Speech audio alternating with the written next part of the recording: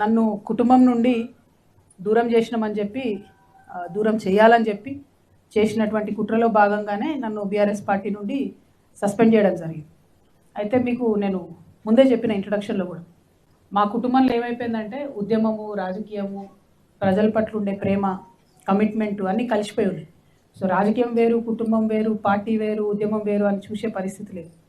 ఇవాళ నా తల్లిదండ్రుల నుండి నన్ను దూరం చేసినా కూడా నేను నా మరో కుటుంబం అనుకునే తెలంగాణ కుటుంబం కోసమే పనిచేస్తాను. ఒక ఆడబిడ్డగా నాకు డెఫినెట్గా బాధ ఉంటుంది కదా బ్రదర్. నేను జైల్లో ఉన్నప్పుడు కూడా నా పిల్లల కన్నా ఎక్కువ నేను మిస్ అయింది, బాధపడ్డది మా మదర్ గురించి, మా హెల్త్ గురించి. ఇప్పుడు మదర్ ఫాదర్ నుంచి నన్ను దూరం చేసి కొంతమంది శునకానందం పొందుతుండొచ్చు. కాకపోతే నాకు ఇంకో పెద్ద కుటుంబం ఉన్నది. ఆ కుటుంబం యొక్క బాగోగులు చూసుకోవడానికి, ఆ కుటుంబం యొక్క సమస్యలు అడ్రస్ చేయడానికి, అంటే నాతో అంత అవుతుందా అన్ని సమస్యలు అడ్రస్ చేస్తానంటే చేయలేకపోవచ్చు. కానీ నేను అడుగుతాను, బరాబర్ అడుగుతా, అడిగే కాడికి అడుగుతా, వీలైన కాడికి ఈ సమస్యలు సాల్వ్ చేయడానికి నా వంతు ప్రయత్నం నేను చేస్తాను. సో మరో కుటుంబాన్ని నేను తెలంగాణలో వెతుక్కుంటున్నా. మీరందరూ ఇంత పెద్ద కుటుంబం ఉన్నారు, టెన్షన్ పడేదేం లేదు. బాధ ఖచ్చితంగా అవుతుంది, కానీ అంతకన్నా ఎక్కువ ధైర్యంతో ముందుకెళ్దామని డిసైడ్ చేస్తాను.